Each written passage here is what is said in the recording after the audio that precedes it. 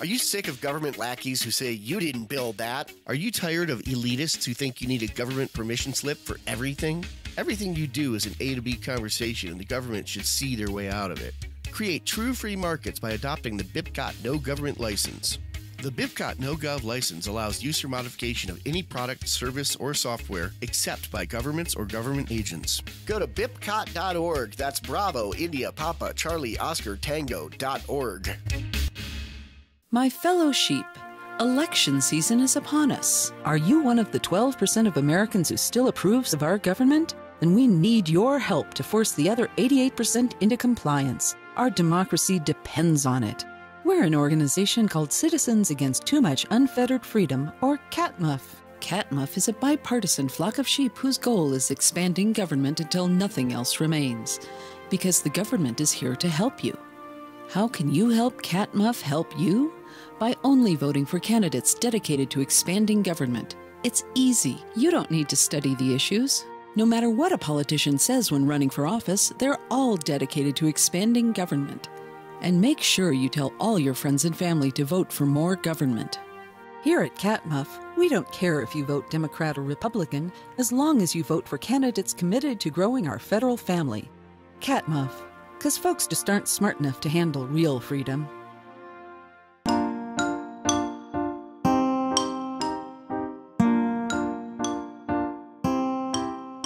Hello, everybody, and welcome to Peaceful Anarchism on the Voluntary Virtues Network on theconsciousresistance.com and theseedsofliberty.com. So Peaceful Anarchism is covered by the BIPCOT No Gov license. This allows for reuse by anyone except for governments and the agents thereof. You can find out more information for this at bipcot.org. So today we have a returning guest, CJ, coming in from Florida. He runs profcj.org, profcj.org. Or you can also find him on the other website, dangeroushistorypodcast.com, which will also reroute you back to the original one. And so he runs Dangerous History Podcast, awesome podcast, and he's on Facebook, Twitter, Stitcher, iTunes, and Google Play under Dangerous History Podcast. And so it's facebook.com/Dangerous History Podcast to find him there.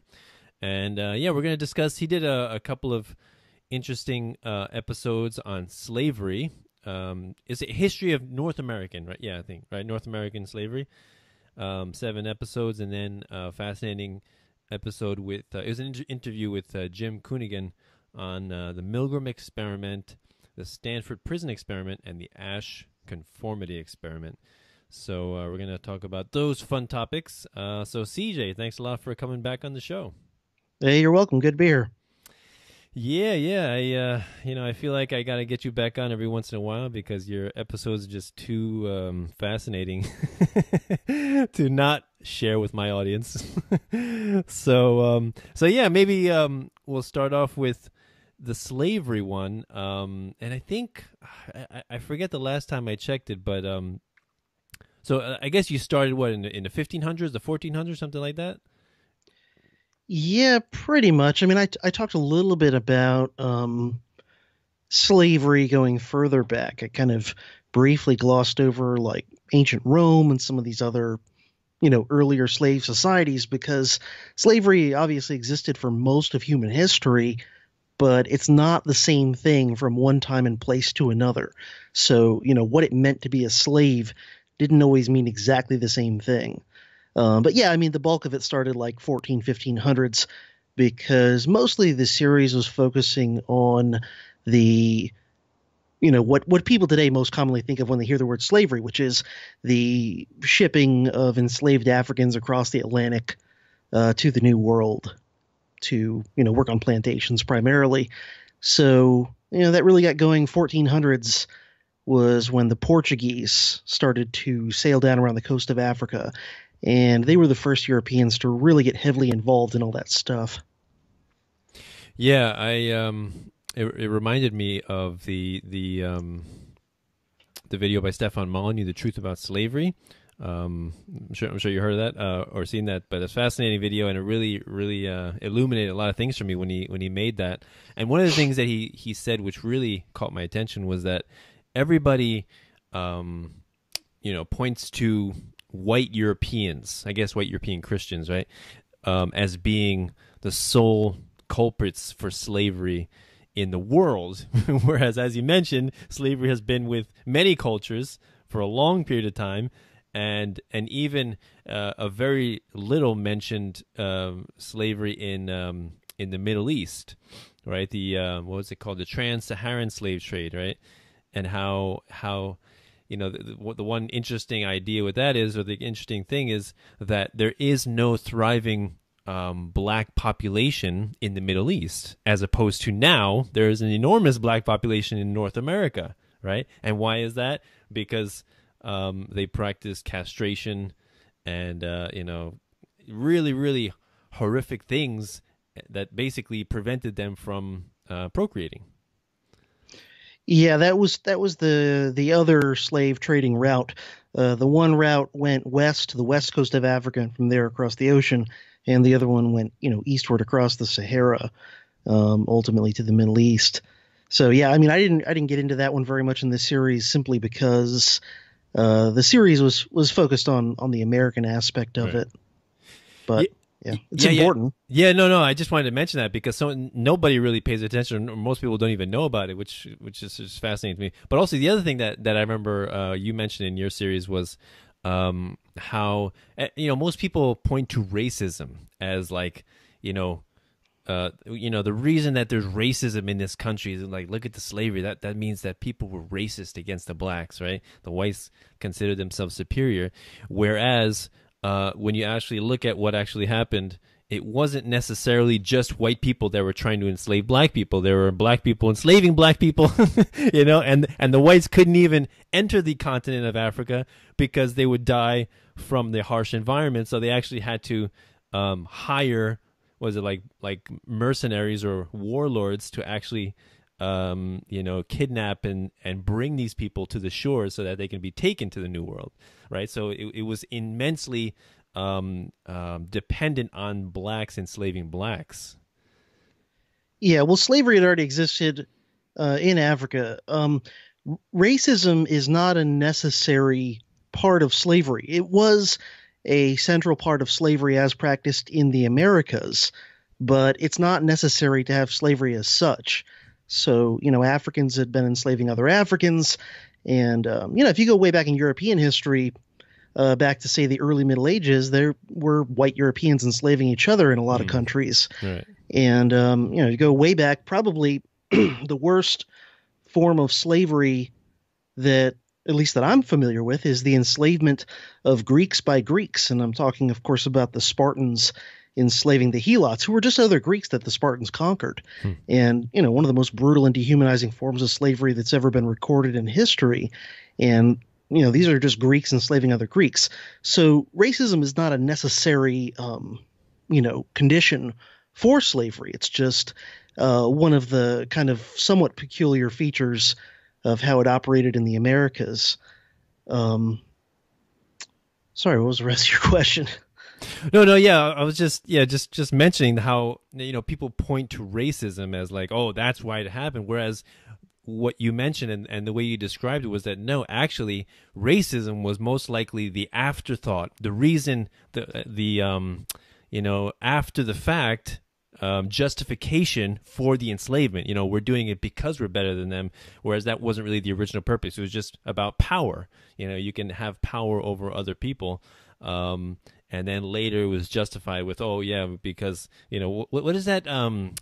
That there was an old science like that measured the size of the cranium and showed that there was the brain was larger in certain races. Was that phrenology or something? Yeah, phrenology. Right, and how they would use stuff like that to scientifically, in quotes, scientifically prove that the white race was superior. Sure. Yeah. I mean, in most cases, I tend to believe that most people don't really have principles. What they do is pursue what's going to benefit their own, position, their own material interests. And I'm not even saying they're doing this consciously. In a lot of cases, I think they're not doing it consciously. They're doing it unconsciously or subconsciously, where they sort of come up with very elaborate beliefs that are just sort of rationalizations and justifications for the beliefs that happen to also benefit them. So, someone who works at Lockheed is very likely to favor a belligerent, aggressive foreign policy. And I don't think that in most cases those people sat down and like worked it out and they're like, okay, I want to make more money selling bombs, so I'm going to support a more belligerent foreign policy. I'm sure they kind of feel like that just happens to be what they believe. And of course, possibly there's also self-selection, because a person who would want to go build missiles probably already is a certain way anyway. But that it's not like beliefs are formed in a vacuum. There are material interests at play, and just most people are kind of unconsciously deceiving themselves. So, it's not a coincidence that the more profitable slavery became, the more elaborate became all these, racial theories and all these things of saying, well, it's actually a benevolent paternalistic thing. We're trying to educate and uplift and civilize these people. It's like, well, you're only saying that because the cotton gin made cotton way more profitable than it was. Just a few years ago when slavery was declining in profitability, you were saying, well, this is kind of a bad institution that we should phase out. You can sort of chart the ideologies. Just to pick on the United States, you can chart the ideologies of Southerners, particularly Southern slave owners, based on how profitable is slavery in a given year. And so at times when slavery is declining in profitability, you have even plantation owners saying, well, we really should come up with a program to phase this thing out. And then if suddenly slavery gets a new economic lease on life, those same guys are like, well, we can never free our slaves because it's an important educational institution. This is a Christian charity project we're working on here. Charity, right. So, yeah, I mean, it's hard to untangle the exact relationship between racial attitudes and the institution of slavery in the specific case of Europeans using African slaves. I tried to dig into that. There's some great books out there that deal with this. And it's hard to say for sure kind of what the exact alchemy was that made things the way they were. But, I think it definitely makes it easier because to enslave somebody and to work someone and discipline them as a slave, you really do have to dehumanize them in one way or another. And I think that having someone who is physically, ethnically very different from you in appearance and who comes from a very different culture that, to your eyes is primitive and inferior and what have you, I think that certainly greases the wheels of making it a lot easier for you to do things that in any other context you would immediately, not be willing to do, because Europeans had obviously gotten rid of, with perhaps the exception of serfdom in Russia, which lasted quite a long time. But in most of Europe, especially Western Europe, the countries that later were, shipping the slaves across the Atlantic, these were some of the first places in Europe that way back in the medieval period got rid of white slavery and that were at the leading edge of first reforming and then ultimately ending serfdom. And these were the places that had the most quote unquote enlightenment in terms of, influence of things like the scientific revolution and at least having theoretical ideas of natural rights and whatever. And yet these are the same people that then completely threw all those things out the window when it came to running their plantations in the New World. And so I think that racial difference played a role by making it easier to have a double standard, where you're like, of course, back home in England, we don't have slaves and serfs anymore. That would be barbaric. But over here, all the rules are upside down, so it's okay. Not only is it tolerable, it's good. Right. And also another interesting aspect of the series that you mentioned was that black slaves, Africans were not the only race or demographic that were brought as slaves, right? What were the other ones, like Irish and I guess indentured servants? Indentured servitude. Some of them were pretty horrific, and some of them actually, some of them died not even paying off their debt because the conditions were actually slave-like. So can you go into a little bit of that?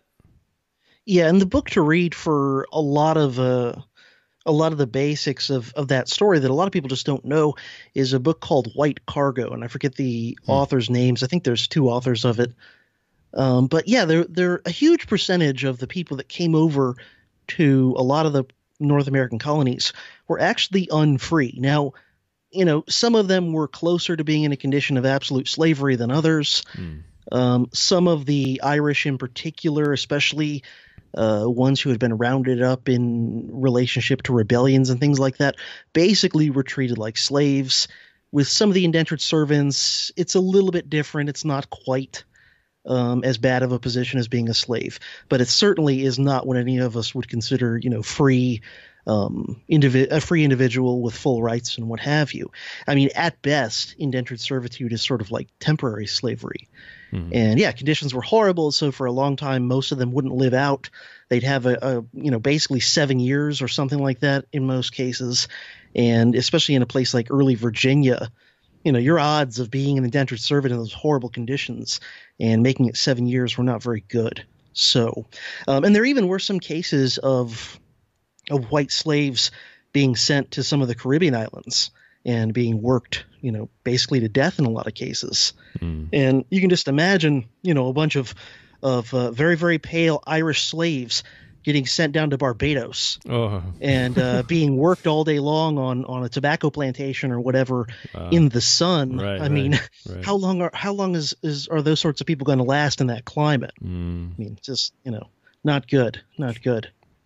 Yeah, very true. And then moving forward a little bit, when you talked about the Civil War and the Emancipation Proclamation, and then the slavery was done away with. But interestingly enough, the conditions of the slaves sometimes worsened afterwards because of all the resentment that was generated from the previous slave owners. Right, that sometimes, I guess that was to start with the KKK and all the lynchings and all that, and how, so conditions were not necessarily better, and also I remember you mentioned about how certain groups fared, certain groups came out on top more than others. So can you go into a little bit with that? Yeah, well, it's a complicated thing, and because when you say this, people think you're trying to defend slavery, which I'm not. Right. And neither are in most cases, very, very mainstream historians whose works I was referring to in the series. None of these people are defending slavery, but simply pointing out that it's a great historical tragedy that because of the way things worked out for a variety of reasons in America after the 13th Amendment, that in a lot of cases, the former slaves and their descendants ended up worse off because they were still seen as less than fully human by much of the population. They were still seen as not deserving of full basic rights, despite what the laws and the Constitution might say. And then you've got this added resentment of the white population, particularly in the South. And the thing was, again, not at all meant to be in any way a defense of slavery, but one of the things about being a slave was that to your owner, you were a valuable commodity that he would seek to protect. And while he certainly would discipline you for, insubordination or whatever, he had a financial incentive to not be excessive with those sorts of things, to not resort to draconian punishments too lightly. Not to say that there weren't individual masters and overseers who were incompetent or abusive or stupid or whatever, but in general, the financial incentive was to protect your investment. And so, as surprising as this might be, back before the end of slavery, most of the people who were lynched in the South were white people. They were, poor whites who committed crimes or were supposedly guilty of crimes who were then lynched by angry mobs or what have you. And it was actually pretty rare, other than in the aftermath of a slave rebellion, for slaves to ever be lynched. because that's somebody's, property. That's somebody's investment. That's not the way I would endorse to protect human life from vigilante violence, Right. Is to make you a slave to some powerful guy. Mm-hmm. But, that was one of the side effects of slavery that they then, they removed that by freeing the slaves, and freeing the slaves is great. But then there was nothing to take the place of that incentive to then protect the former slaves from, lynch mobs or whatever it is. And so in a lot of cases, it became more physically dangerous to be a black person, especially in a lot of areas of the South. But really, even in the North, a lot of people don't know the real peak of the KKK wasn't the original Klan that existed for a while in the aftermath of the Civil War. The real peak of the KKK was the so-called Second Klan, which was founded in the 19-teens, is actually inspired by the original movie Birth of a Nation. And it peaked in the 1920s. And in the 1920s, the Klan had, I think, close to 1 million actual members. And there were chapters not just in the South, but in the North. There were Klan chapters in places you wouldn't expect, in New York, in California. It was quite mainstream. And that's also, by the way, when they broadened their hatred to include not just blacks, but also Catholics and Jews and kind of, non-WASP furners in general. And that's also, there was an uptick in lynchings during that time period as well. And, when you read a description of one of these lynchings, it's just absolutely horrific. And it shows how you can end slavery, but if there are these deeply ingrained attitudes of dehumanization, unfortunately, the ending of the institution of slavery doesn't automatically erase the legacy of those attitudes once they've become ingrained. And like I said before, now you no longer even have the fact of being someone's valuable property to potentially protect you from violence. So, yeah, I mean, it was a bad deal. I mean, Reconstruction went very badly for almost everybody involved. I mean, I don't think anybody comes out looking particularly impressive in terms of how they handled Reconstruction. I mean, the former slaves kind of dealt with it the best they could, and some of them did okay for themselves and some of them didn't. But in terms of, the white Southern population basically just used the former slaves as scapegoats because they couldn't exactly go marching into D.C. and, attacking the White House. So they vent their frustrations on vulnerable scapegoats.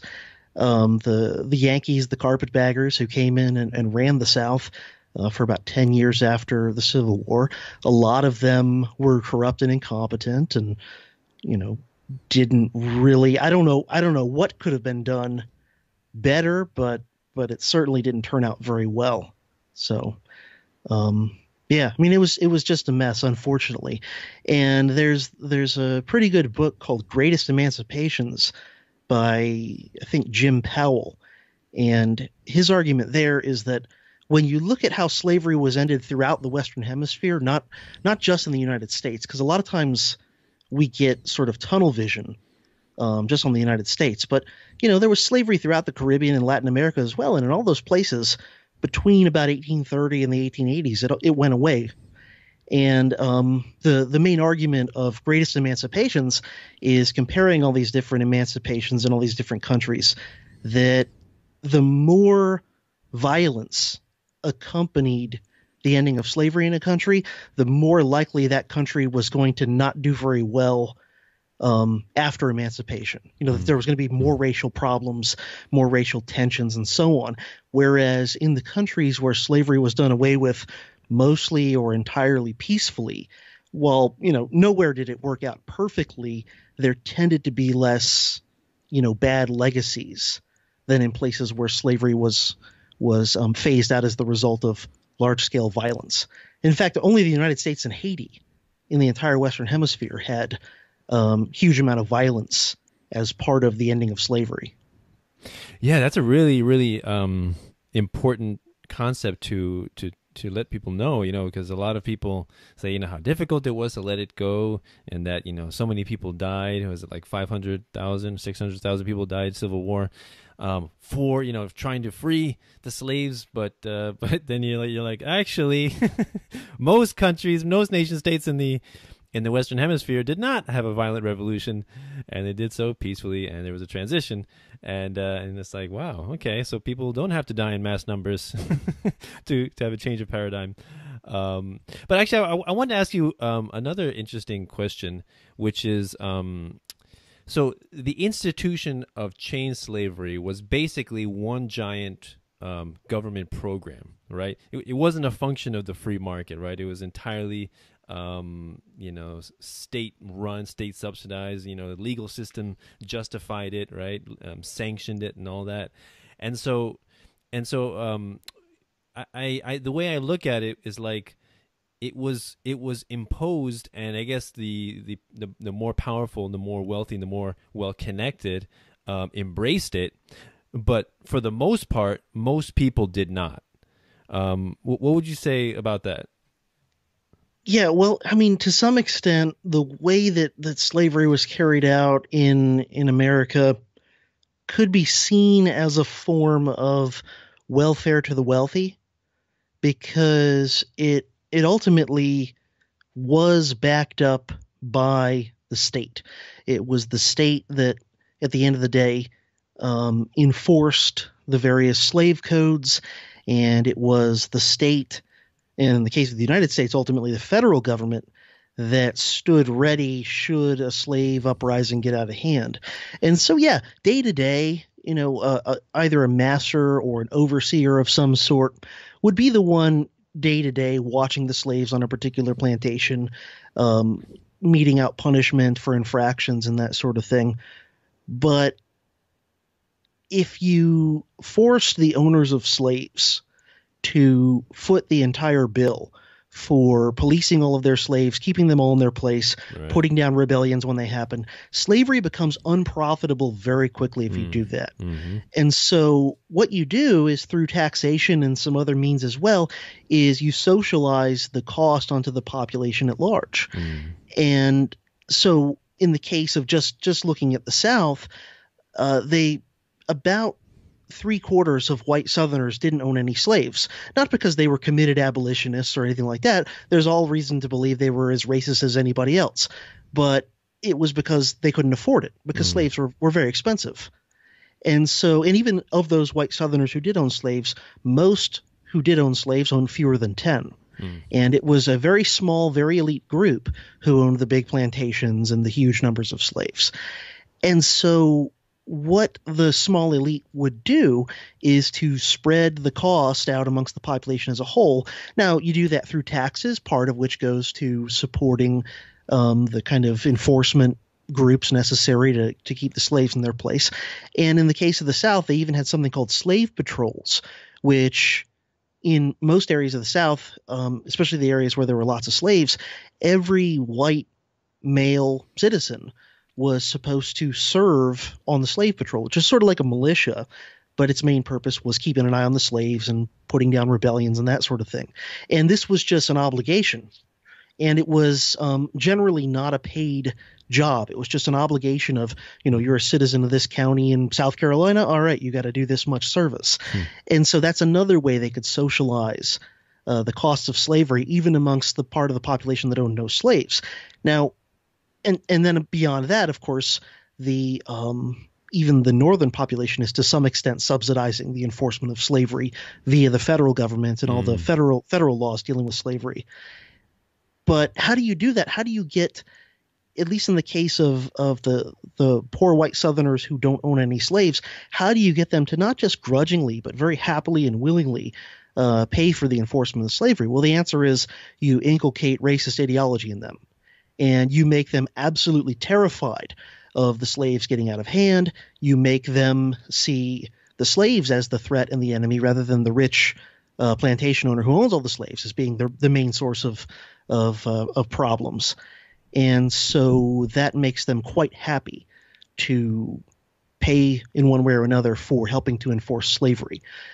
because they're so scared of the black population that they're willing to potentially fight for the right of the rich guy down the road to continue owning his slaves, because the alternative is, the slaves go crazy, run wild, and turn the place into Haiti or whatever the worst case scenario might be.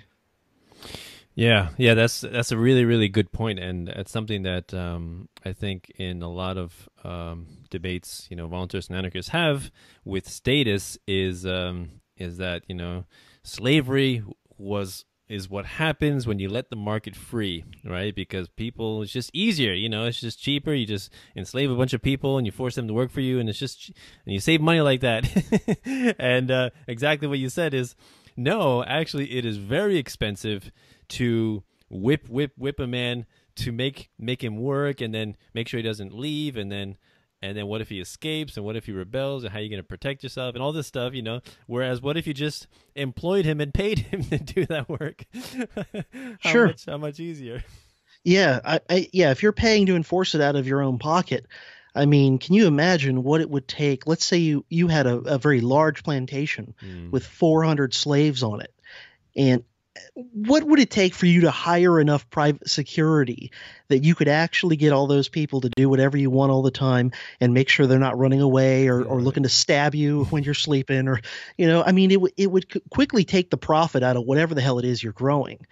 But if you can kind of get the state ultimately to backstop you, and you hire a few overseers to kind of, run things day to day, but ultimately they, and even the slaves themselves, one way or another, know that at the end of the day, there's an army behind all of this. So, I mean, you could do slavery in the absence of the state, but you couldn't do it on a large scale. You couldn't do it, to massive numbers of people for an extended period of time with any degree of success. And you go back to ancient Rome. You can go listen to Daniele Bolelli's History on Fire. I think it was his first 2 episodes of that show that were about the massive slave uprisings in Rome. And he talks about in there how much the Roman state backstopped slavery and was willing to take whatever drastic measures necessary. Because, Rome had massive numbers of slaves. And had the Roman state and the Roman army not ultimately been behind all of the rules and everything regarding slaves, it would have been both unprofitable and impractical. And by the way, a great historian, and I don't think he's particularly radical in his own ideology, as far as I know. He's just kind of a mainstream historian who talks about how much slavery really is not a free market institution, is Peter Kolchin. And he's got a book, I think it's just called American Slavery. And it was a book I referred to a lot in that series. And he really eloquently makes the point in a number of places that there's this weird hybrid relationship when you're looking at American slavery, where on the one hand, the plantations really were plugged into a global market. They were producing commodities that were bought and sold and shipped around the world. A lot of the better run plantations, and by better run I mean more profitable, were run with all the discipline and regularity of a factory. They were very organized, very disciplined, everything run by a very tight schedule and whatnot. And so there's a lot of ways in which you would look at some of these plantations and go, wow, this is very capitalist looking in terms of, it's run with all the discipline of a factory, and they're very interested in efficiency, and they're plugged into the global marketplace and all that. But as Peter Kolchin makes very clear a number of times, and I think I quoted several of these passages where he says this, he says, but at the end of the day, you've got this thing where on that level, yes, it's a market institution, but it's based on a non-market relationship, which is slavery. So, at the very base of the whole plantation staple crop system is an unfree labor situation that is not based on consent. It's not based on voluntary interaction and exchange. And so therefore it'd be sort of like looking less far back in history when the Soviet Union would produce stuff and sell it to the world, when they produce oil or whatever it was and sell it abroad. Yeah, at the point at which they're selling commodities into the global marketplace, they're engaged in market activity, but it's not like it was free organizations and free labor and so on that is producing these commodities. It's a bunch of enslaved Soviet workers who really aren't free. Yeah. So, yeah, I mean, I think that's a point that deserves to be emphasized a lot, because you're right. I've heard it, a number of different places where people are like, oh, well, the free market gives you slavery. Well, at the point at which slavery happens, you could make the argument that the market is no longer there. Exactly. Yeah, definitely. So, yeah, wonderful talk about slavery. We'll definitely link to your episodes in the show notes. But let's change gears and talk a little bit about your other episode with Jim Coonigan about the Milgram Experiment. And yeah, this is a fascinating experiment about obedience and obedience to an authority figure, and basically. As I understand it, I think Stanley Milgram did it in response to the Nuremberg trials, where a lot of the SS soldiers gave the excuse, "Well, I was just obeying orders, just doing my job," and millions of people died. And he was like, "How can that happen? Are these people really that evil? And can regular people do such heinous things if they were just told to do so by an authority figure?" And so, yeah, so it's fast. So what are some of the things that you gleaned from that, learning about that experiment? Yeah, well, I knew the basics of it, but it was nice to talk to Jim, because he's much better read on those experiments than I am. And he actually has a background in psychology and psychiatry, where, I'm an interested amateur. I like reading about those sorts of things, but, I don't have the same amount of depth of knowledge and research on those things as I do with history. And the Milgram experiment, I think Milgram actually was the child or otherwise related to either Holocaust survivors or Holocaust victims. I forget which. Wow. which made him particularly interested in this question.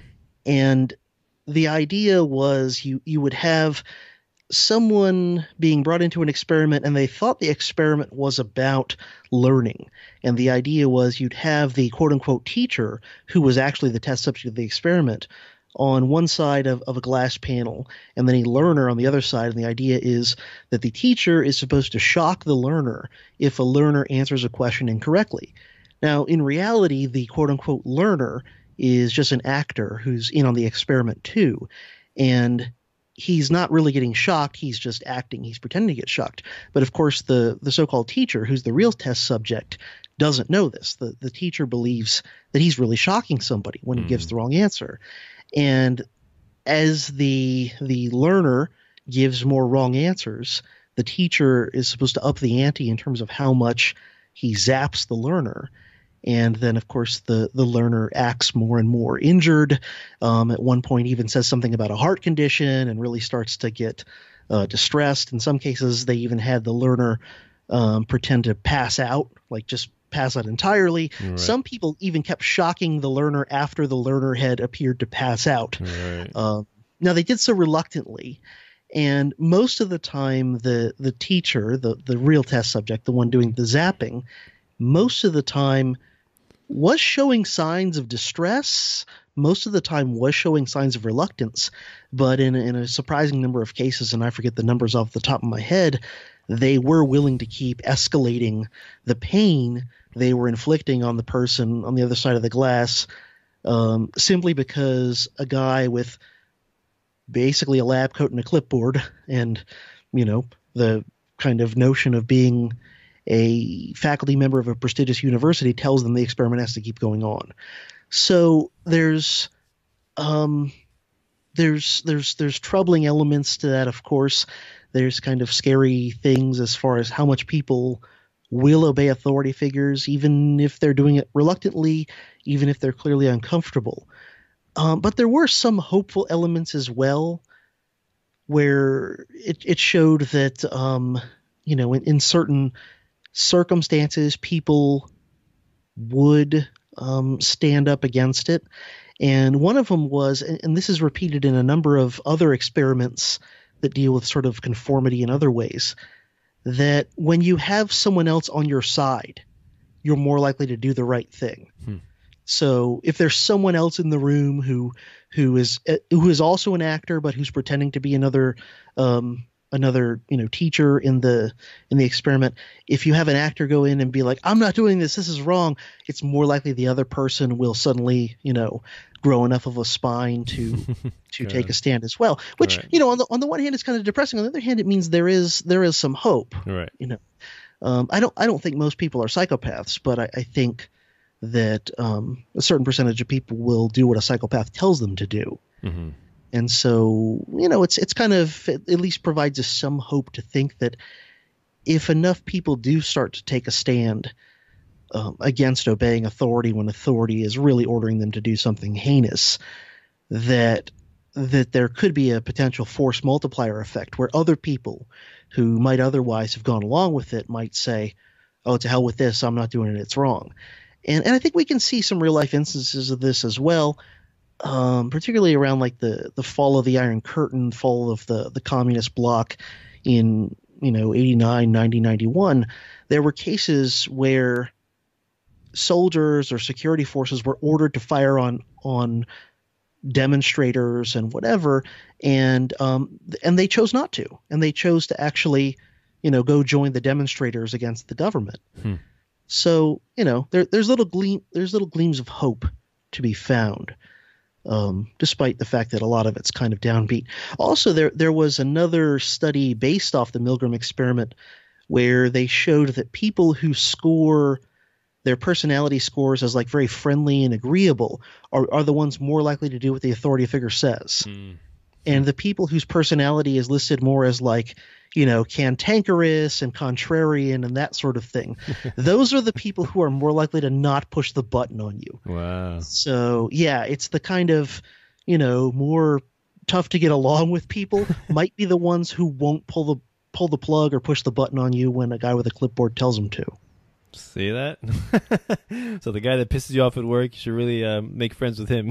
Yeah, exactly. Some weirdo like me is going to be the guy who's not going to do what he's told, just because he likes to be contrarian. Right. See that? The contrarian always wins out. But yeah, one thing that I took away with is kind of interesting, because I think you mentioned this in you went in about tribalism and conformity in your episode on 21 key concepts, I think, right? And you were saying how that's a very ancient and very deeply instinctual tendency for human beings to want to conform to the group. And maybe before, when it was really vital for survival for you to conform to the group, that was necessary, right? But now it's not as vital in the sense of life and death, but still we retain that fundamental instinctual primal urge to do so, and how destructive that can be. And yeah, it's kind of interesting. Like, it brings up the idea of are human beings essentially good or bad, right? And I guess depending on who's asking the question or who's thinking about it, you can answer both ways. You can see they're willing to do horrible things as bad people, but actually, yeah, I tend to look at it, I guess, the way Jim does, which is that the people that were obeying, like you said, the agreeable ones, they just didn't want to make waves. They didn't want to make problems. They just want to go along to get along. And so which is kind of, you can look at it like that's kind of pretty bad. But then again, it's nice that they're trying to mitigate tension and conflict. But the fact that they're committing potentially horrible things, we got to work on that one. But yeah, so I think it kind of shows that humanity, or people, want to get along. People want to trade. People don't want conflict. War is not a natural outcropping of the free market, and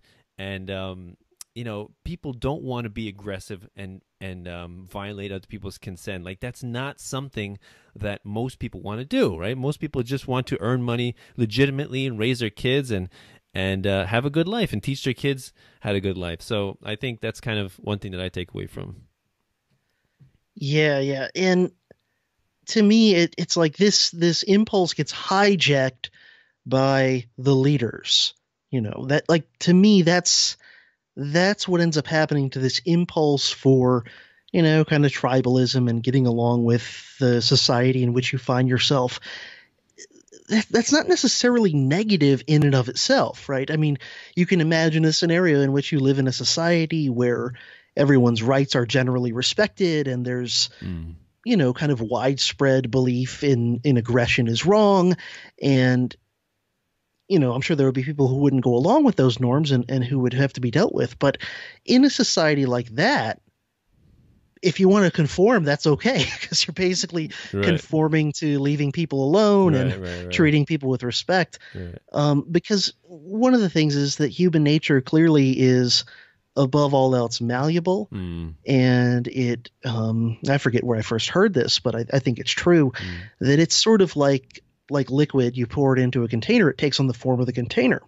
And so, should it surprise us that most people who are born and raised in Saudi Arabia shockingly become devout Muslims? I mean, should it surprise us that most people who are born and raised in North Korea think Kim Jong-un is the man? I mean, happy that would be any of us, or at least most of us, and those of us who didn't conform to that, if that was the situation in which we've been born and raised, we'd probably find ourselves taken out of the picture one way or another. We wouldn't exactly be reproducing much. That might be it for our genes.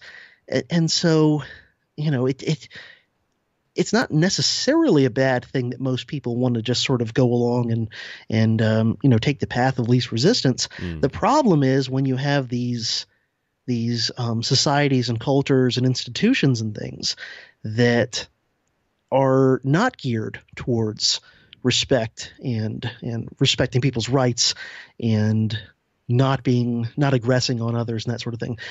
Then it becomes a problem, because then people are going along with a system that does bad things.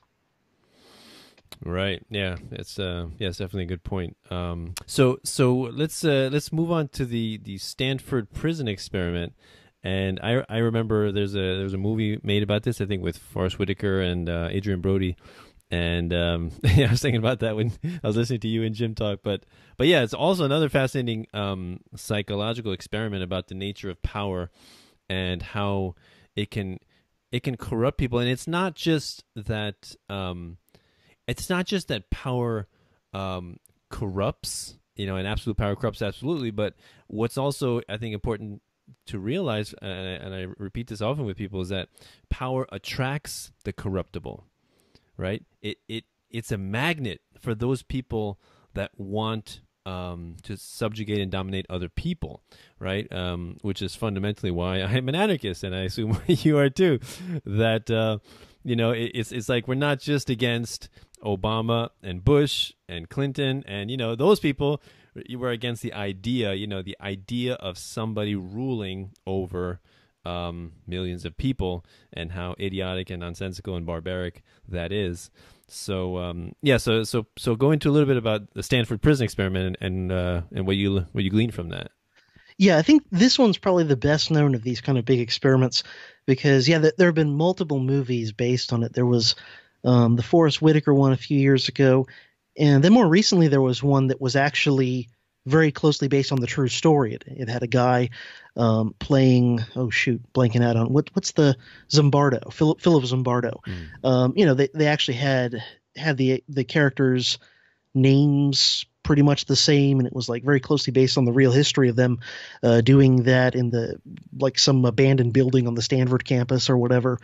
And and this one they tried to control for what you just mentioned, the tendency of power to attract those who are already corrupt or tend that way, by sorting. They had these volunteers, these college students volunteer to take part in a psychological experiment, and then they sorted them into prisoners versus guards, and they did it basically randomly. They didn't do it based on anyone volunteering to be either.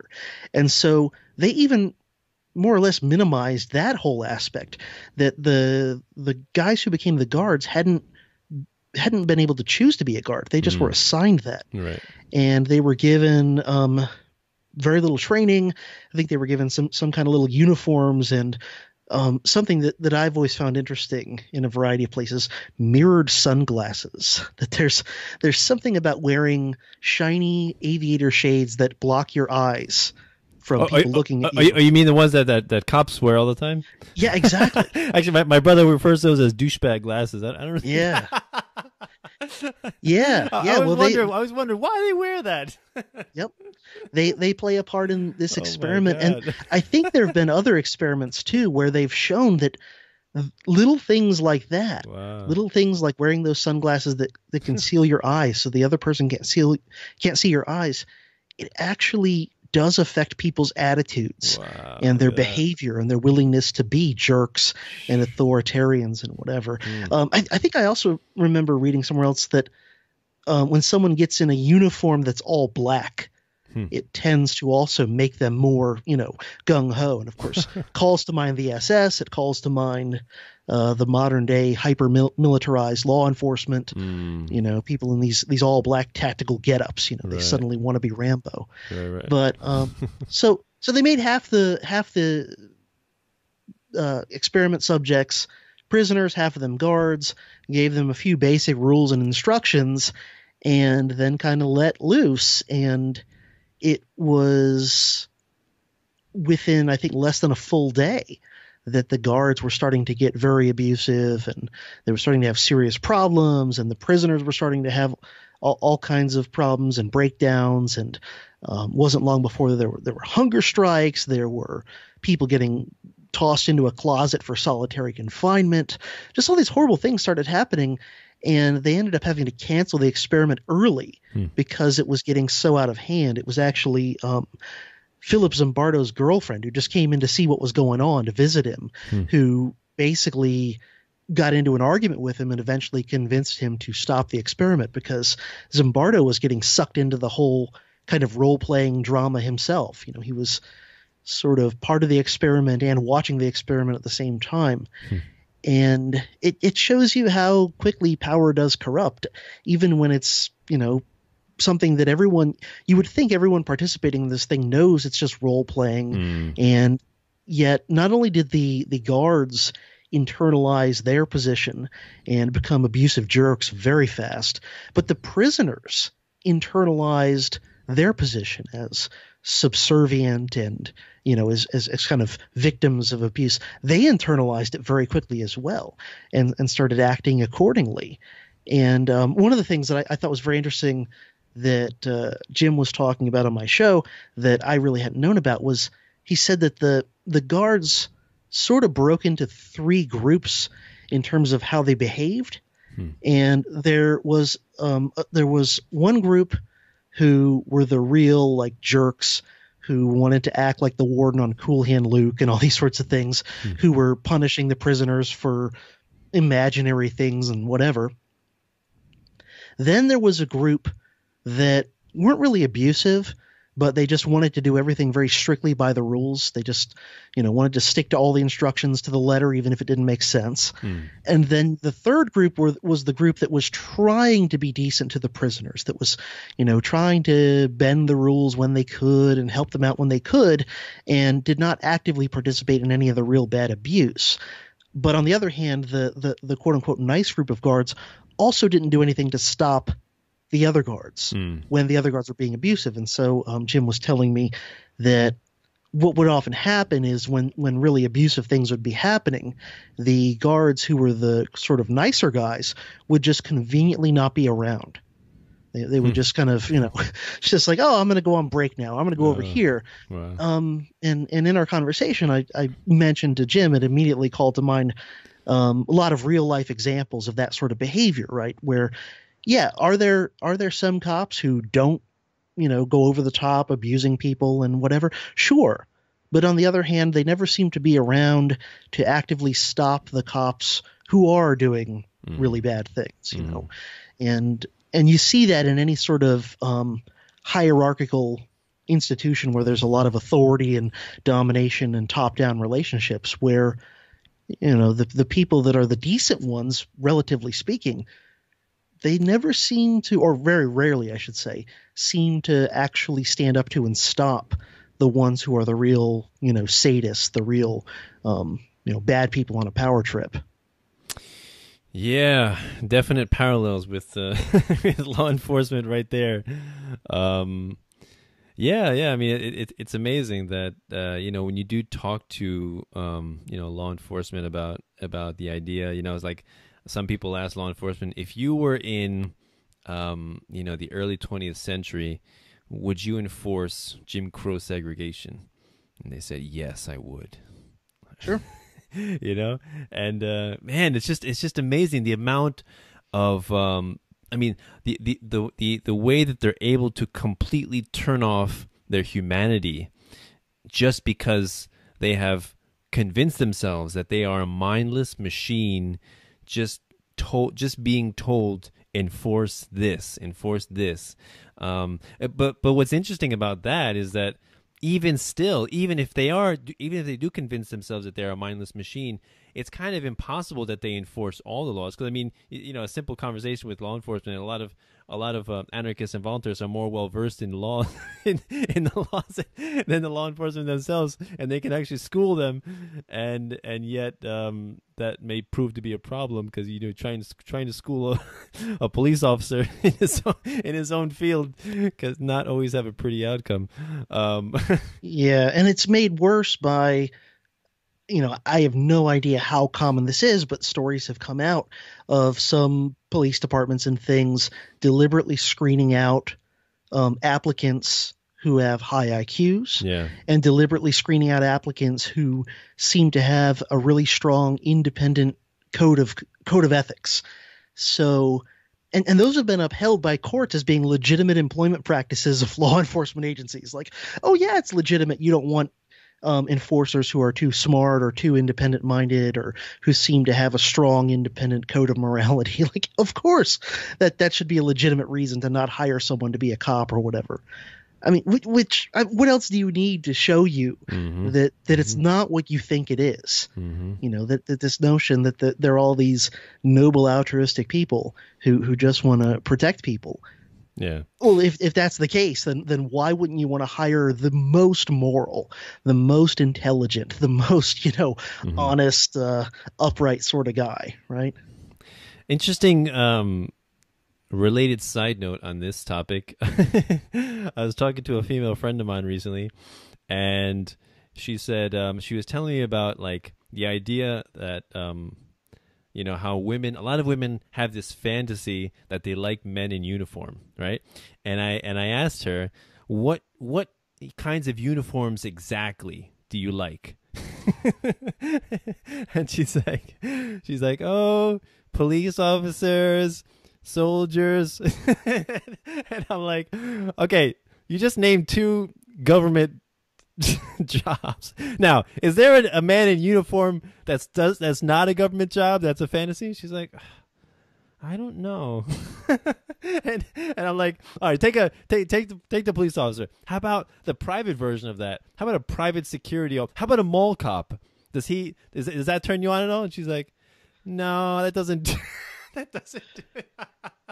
Yeah. Probably the only one I could think of would be a professional athlete. But, other than that, or maybe construction worker. That could be one. I could see that. But it's just kind of funny that when in that case, they talk about men in uniform. Where was I listening to that? Oh yeah, this other YouTube channel I follow, Infinite Waters, really inspirational guy. And he was saying that women like men in uniform because it tells them that they have a sense of direction. But in this case, it's kind of strange that she only mentioned government jobs, and I thought that was very, very interesting. It's like, I guess it's like they like to know that they. Oh yeah, she was telling me because she knows that they have power. That's one thing that I guess some women like, which is it just gives you an insight into the way I guess some female minds work. Yeah, I could be misremembering this, but I'm pretty sure I saw somewhere that police officers and soldiers have some of the highest rates of divorce and highest rates of, alcoholism and other family dysfunctional problems and whatever. So it just shows you, I mean, if you were looking at this rationally, you would much rather have a guy who's a welder, Right. or a guy who works construction, or a guy who whatever, right?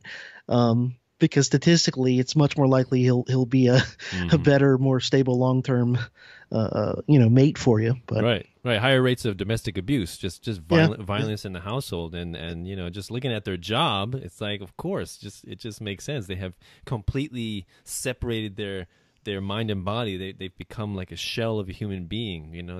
Sure. It's like they've discounted their morality, their moral compass altogether. So it's not really altogether shocking when you consider it like that. But we're running a little low on time, so I don't know. You want to talk about the Asch Conformity, or would you like to save that for another time? Yeah, well, I mean, I'll just briefly mention. This is probably the least well known of these three experiments, and it's one I only found out about it a year or two ago, I think, and it's just showing how people can warp their perspective into not believing their own eyes if people around them are saying something different than what they're seeing. And so anybody listening, just Google this. It's Asch, spelled ASCH, and the psychologist was Solomon Asch. And the Asch Conformity Experiments, if you just Google that, you'll probably find it. And people, in some cases, seem to have known better, but chose to give the wrong answer to questions because they wanted to go along with the group. And in some cases, people seem to have actually had their own perceptions be warped by their unconscious desire to conform, which it just goes, yet more support for this idea that most people are hardwired to just sort of go along with the group. Yeah, actually, one thing I wanted to mention was that, how you were saying that it's not necessarily a bad thing, right? Because, depending on where you live and where you grow up, you have, being able to conform maybe actually just save your life. And I wanted to say, even though a lot of anarchists and voluntarists are quite the contrarians and enjoy being the oddball out, I think it's interesting when we get together, like Pork Fest and Midwest Peace and Liberty Fest and all this kind of stuff, how happy we get to be with other people that think similar to us. Sure. Yeah. I mean, there's nothing inherently wrong with liking to be around people who are similar to you in one way or another. I mean, there's nothing wrong with Trekkies wanting to go to a Trekkie convention, right? Or whatever it might be. Right. Star Wars people going to a Star Wars thing. Right. It's when that tendency and it yet again served a purpose back when the whole human population of the world was a few thousand people, and we were in these small little hunter-gatherer groups, always in danger of extinction, with like less than 50 people in a little group or whatever. There's something to be said for very strong group cohesion and all that. It's a simple evolutionary survival mechanism, but we don't need that anymore to get by. And a lot of these impulses are counterproductive, and they're so easily hijacked by those who wish to rule that they've become counterproductive and dangerous in a lot of cases. There's nothing wrong with people saying, "Oh, we're fans of the same sports team. Let's go watch the game together." But when it turns into just rejecting obvious facts and being willing to potentially do bad things in the name of your group, which really means in the name of your leaders. Everybody thinks, "Oh, I'm going to go fight for America." Well, you're really not. You're really going to fight for a small group of oligarchs who've decided that there needs to be a war over someplace. Right. You're not fighting for the group as a whole. Mm-hmm. But of course, the elites are more than willing to let you think that, so that you don't realize, "Oh, I'm going to fight for a handful of rich, powerful people who want a war." So. Oh yeah, it's the age-old argument of it's very important to separate the idea of culture and the state, or society and the state. Everybody conflates them as being one. Sure. But yeah, awesome conversation, CJ. Really appreciate it. So before we go, I know I asked you this last time, but I asked this of all my guests. Please give me a quote that's been on your mind lately, like one of your favorites. Lately, all right. I might have to think for a minute to come up with a good one. This quote is actually from William Appleman Williams, who was kind of like a early New Left American historian. And this is from his book, America Confronts a Revolutionary World, 1776 to 1976. And he said this about the Civil War. Put simply, the cause of the Civil War was the refusal of Lincoln and other Northerners to honor the revolutionary right of self-determination, the touchstone of the American Revolution. The act of imposing one people's morality upon another people is an imperial denial of self-determination. Once begin the process of denying it to others in its own name, and there is no end of empire except war and more war. End quote. So that one's been coming to mind lately just because I've been grappling with all of the complexities of the Civil War as I work on my series that, as we're recording this, is going to be starting in the next few days. Wow. Awesome. Yeah, definitely the Civil War, or the not so Civil War, the War of Northern Aggression. Yeah, definitely a very interesting one, because I guess that is one that we learn a lot about in government school, along with the Honest Abe. Very interesting name for him. I think I remember you saying how interesting it is that the presidents that we venerate and respect and are like considered, accepted in the hallowed halls of our government school are the ones that have killed the most people, or that people have been killed under their administration. Sure. Right. The highest body count usually gets you way up on the list. Right, definitely. But yeah, awesome conversation, CJ. Really appreciate it. Thanks a lot. I think we will probably be having you on again, because I'm sure you're cranking out some fascinating content. And there's always something awesome to talk about in the Dangerous History podcast. So thanks a lot, CJ. All right. You're very welcome. Been my pleasure. If anybody wants to help me out, you can do so through Bitcoin, PayPal, or Patreon. Links are below. That's patreon.com/peacefulanarchism to help me out. $1 a show is all I ask. If you enjoy this show, please feel free to patronize it. Provide value for value. That is the capitalist way. Like all people, we respond to incentives. So if you enjoy listening to these conversations and you want to help me produce more of them, please exchange value for value so I can interview more fascinating people like CJ here. So awesome conversation, CJ. Thank you very much. This is Peaceful Anarchism on the Voluntary Virtues Network and theseedsofliberty.com and theconsciousresistance.com. Wishing all of you have a wonderful day. Take care. Bye. Thank you for listening. If you enjoyed this content and would like to see more of it, please feel free to donate and help me interview other fascinating people. You can do so through Patreon. That's patreon.com/peacefulanarchism to help me out. $1 a show is all I ask. If you feel so inclined to donate more, please feel free. It will only assist me in spreading the message of freedom and voluntarism that much farther and that much more efficiently. You can also donate to my Bitcoin. My Bitcoin address is in the description to my videos, as well as on my website, peacefulanarchism.com. And while you're on my site, there's a donate button to donate through PayPal. If you prefer to donate through PayPal, you can do so with that. But Patreon is a little bit easier for content creators, as you can set up a recurring donation if you so desire. Also, while you're on my website, peacefulanarchism.com, please feel free to sign up, enter your email address, sign up for my newsletter, and you'll receive updates every time I post something, a video or an interview. I do not send out any spam. Or you can also follow me on Facebook under facebook.com/peacefulanarchism or facebook.com/Danilo Cuellar 3, I believe. Danilo Cuellar 3. So either one of those methods, if you are able to donate, I would be most appreciative. Thank you very much for listening. I hope you have a magnificent day. Cell 411 is a free app for Android and iOS that replaces government-controlled 911. Cell 411 allows you to preset a group of friends or private organizations to show up in any emergency. Cell 411 is a nightmare for the state because it proves their so-called services aren't needed. Cell 411 has had thousands of installs, and of course it's covered by the BIPCOT no government license. Cell 411 because your friends won't shoot you when you're in trouble. Without the government, who would build the emergency services? You and Cell 411. Get it today at getcell411.com. That's getcell411.com.